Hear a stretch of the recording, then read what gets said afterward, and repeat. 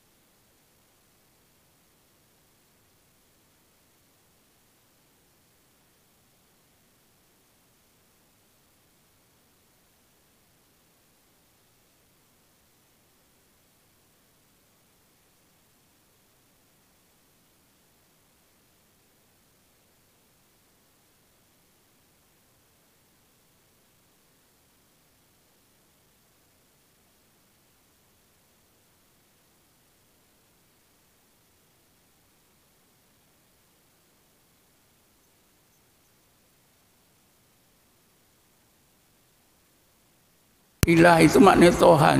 Tapi Tuhan yang macam mana? Tuhan yang mempunyai sifat-sifat keagungan, kebesaran, kehebatan yang berhak disembah, dipuja oleh makhluknya. Adapun Rabb pun juga bermakna Tuhan. Tapi Tuhan yang mempunyai sifat-sifat kesempurnaan yang menjadikan segala kejadian yang memberi manfaat dan mudarat kepada seluruh makhluk. Jadi daripada ilahun jadi tauhid uluhiyah, daripada rabbun tauhid rububiyah. Inilah yang tersimpul dalam ayat kelima surah Fatihah. Iyyaka na'budu, Engkau saja ya Allah yang kami sembah, kerana Engkau sajalah ilah, Tuhan yang maha agung, yang maha besar, yang maha hebat. Wa iyyaka nasta'in, Engkau saja ya Allah yang kami jadi tempat pergantungan hidup kami. Tempat kami minta tolong, kerana Engkau adalah Rabbul Alamin. Jadi tuan-tuan dan puan sekalian, tauhid rububiyah berarti mengesahkan hanya Allah sajalah yang memberi manfaat dan mudarat, ya, tidak ada yang lain. Jadi kerana itu Allah sajalah tempat pergantungan hati kita. Allah sajalah tawakal. Kita bertawakal. Alaihi tawakkaltu wa huwa rabbul arsyil azim, ya. Wa man yatawakkal 'ala Allahi fa huwa hasbuh. Ini tawakal. Kemudian tauhid uluhiyah ialah mengesahkan Allah dari segi keagungannya. Kita taat, kita takut hanya kepada Allah Subhanahu wa taala. Satu lagi ialah tauhid asma wa sifat, mengesahkan Allah dari segi nama dan sifat-sifatnya. Apakah yang menjadi masalah dalam akidah ini? Yang jadi masalah ialah apabila pandangan ulama Wahabi ini menganggap orang-orang Islam yang tidak berpegang dengan tauhid tiga serangkai, seperti ahli sunnah wal jamaah, dianggap tidak mempunyai sifat, tidak mempunyai tauhid rububiyah. Pasal apa? Karena ahli sunnah wal jamaah mengharuskan amalan tawassul, amalan doa bertawassul, ya. Bila seseorang mukmin itu mengamalkan doa tawassul, maka dia menjadi syirik. Sebab itu orang-orang yang berpegang dengan mazhab ahli sunnah wal jamaah dianggap tidak mempunyai tauhid rububiyah. Apa sebab? Karena mereka bila berdoa menggunakan doa tawassul, ya. Yang kedua, karena mereka ziarah kubur. Ziarah kubur juga dianggap syirik, ya. Terutamanya bila ziarah kubur, berdoa di kubur, dianggap oleh mereka, orang yang ziarah kubur, berdoa di kubur ini minta sesuatu daripada orang yang dah mati, yang ada dalam kubur. Jadi kerana itulah, selain daripada mereka dianggap tidak ada tauhid rububiyah. Yang mendukacitakan lagi ialah bila kita ni tidak ada tauhid rububiyah kerana berdoa dengan doa tawassul, ziarah kubur, maka kita ini dianggap terkeluar agama, terkeluar daripada Islam, dan boleh dibunuh, halal darahnya. Kalau tuan-tuan baca sebuah kitab Al-Fitnatul Wahabiyah, fitnah yang dilakukan oleh orang-orang yang berpaham Wahabi apabila kerajaan Arab Saudi berkuasa 1924. Jadi awal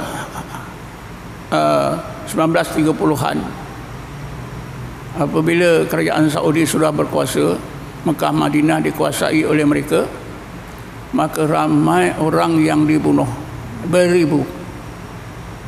Siapakah pengarang kitab Al-Fitnatul Wahabiyah? Pengarangnya ialah Syekh Ahmad Zaini Dahlan atau Syekh Muhammad Zaini Dahlan Al-Khasani, keturunan Nabi, ya. Dia adalah seorang mufti bermazhab Syafi'i yang terakhir, ya. Beliaulah yang mengarang kitab ni. Maknanya Syekh Muhammad Zaini Dahlan ni orang alim besar dalam mazhab Syafi'i, menjadi qadhi Mekah dan Madinah di zamannya, yang menyaksikan bagaimana pertumpahan darah, ya, pembunuhan yang dilakukan oleh orang-orang yang bermazhab Wahabi kerana menganggap yang tak ikut tauhid 3 serangkai terkeluar Islam dan halal darahnya, boleh dibunuh. Kalau tuan-tuan baca, ya, kat saya ada terjemahannya, ya, Fitnah Wahabi. Jadi apa yang ditulis oleh Syekh Muhammad Zaini Dahlan ini adalah perkara betul, ya. Kerana beliau menyaksikan.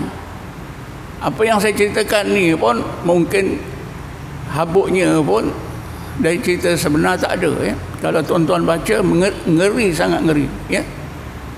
Terutamanya orang-orang yang beramal dengan tasawuf, ya. Ulama tasawuf semua dibunuh.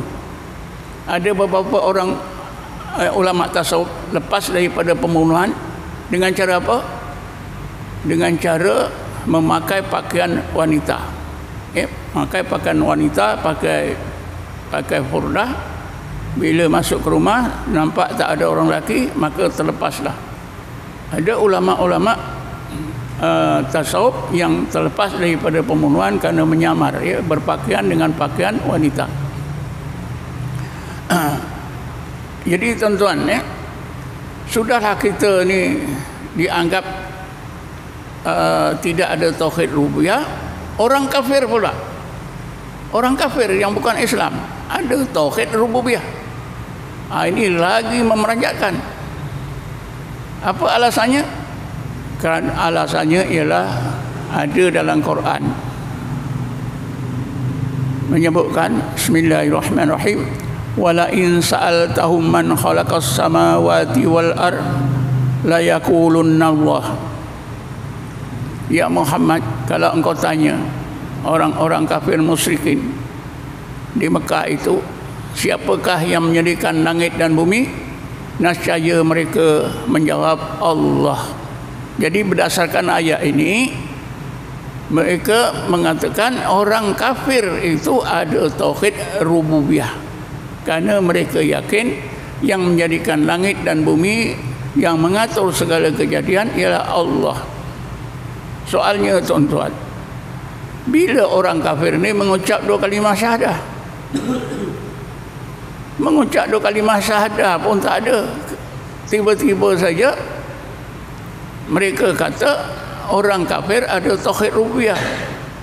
Untuk percaya kepada Allah mesti mengucap 2 kalimah syahadah. Mereka tidak pernah pun. Sebenarnya tuan-tuan, ayat itu tadi menafikan bahawa orang kafir Quraisy itu tidak percaya pada Allah, tidak percaya kepada tauhid. Walaupun mereka dalam perbualan hari-hari mereka kata Allah menjadikan alam ini, tapi mereka tak percaya pada Allah. Maknanya ayat ini menjadi dalil bahawa orang kafir tidak percaya terhadap Allah. Jadi kerana itu tuan-tuan, ya, kalang kabut, jadi huru hara. Siapa yang berpegang dengan tauhid uluhiyah rububiyah ini huru hara. Cuma orang kafir, kerana mereka menyembah yang lain daripada Allah, mereka tidak ada tauhid uluhiyah. Kita ada tauhid uluhiyah sebab kita solat. Tak ada tauhid rububiyah. Daripada sini tuan-tuan ditambah lagi tauhid hukmiyah. Tauhid hukmiyah ni la hukma illa lillah. Tak ada hukum kecuali hukum Allah. Jadi siapa tak pegang hukum Allah dianggap kafir, walaupun kecil, ya? Walaupun perkara itu kecil, tidak ikut hukum Allah dianggap dia kafir. Ini persoalannya panjang lebar. Cuma takat inilah saja yang saya nak terangkan pada pagi ini. Jadi kesimpulannya, perbezaan antara pahaman akidah Wahhabi dengan Ahli Sunnah wal Jamaah adalah sangat jauh, ya. Sebab itulah perbezaan antara Ahli Sunnah dengan pahaman Wahhabi ini bukan perbezaan apa dari segi fiqh, ya. Tapi yang lebih serius ialah perbezaan dari segi akidah. Itu belum lagi mengenai ayat mutasyabih. Nah, ayat mutasyabihat ni insya-Allah saya akan terangkan pada kuliah akan datang, ya. Setakat ini saja untuk pagi ini. Wallahu alam. Assalamualaikum warahmatullahi taala wabarakatuh.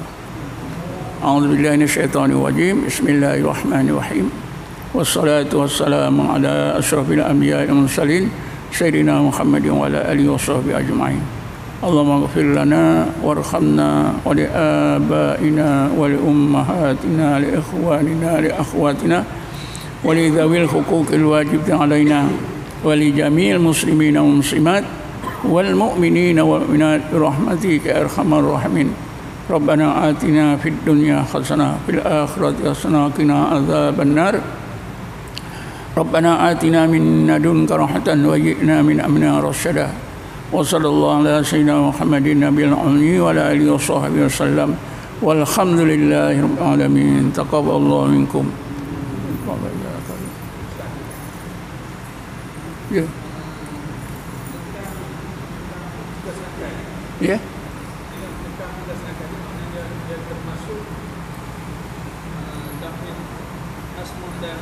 Ya. Ada satu ketika saya tanya Ustaz tu, asma itu hari saya tanya Ustaz tentang asma wa sifat tu. Jadi dia asma wa sifat ni, penang asma wa sifat ni dia jadi tiga serangkai tu. Jadi kita sebagai ahli sunnah wal jamaah ni, adakah kita takut dipegang pada asma wa sifat itu? Iya juga. Atau tidak, ataupun bagaimana kita nak plan supaya kita ni ya, ahli sunnah wal jamaah sama je mentauhidkan af'al, asma, sifat tu sama je.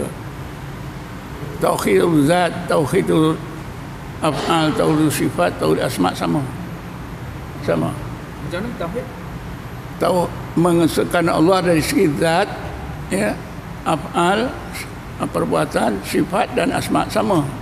Sama. Tak ada apa. Tapi yang bercanggah dengan kita tu maknanya tiga serangkai tu tak bercanggah dengan sunnah. Tiga serangkai itu asalnya memang ada asasnya. Ahli sunnah pun ada juga tauhid asma, apa tauhid rububiyah dan uluhiyah. Tapi berbeza. Rububiyah, uluhiyah tu kita dah faham dulu, kita dah dengar cerita tu. Saya benda yang tiga serangkai asma ni saya baru dengar tu yang saya tanya Ustaz tu. Dalam ahli sunnah ada juga. Ada. Kan wajib mengesahkan Allah dari segi zatnya, dari segi perbuatannya, dari segi sifatnya dan asma'nya. Sifat dan asma' ni dah selesai lah sebab ada dalam Quran, ya. Tentang zat dan af'al yang susah. Okey. Itu yang sifat 20 tu. Ya. Tak boleh, nanti saya terangkan lagi. Terima kasih Ustaz. Boleh share video ni?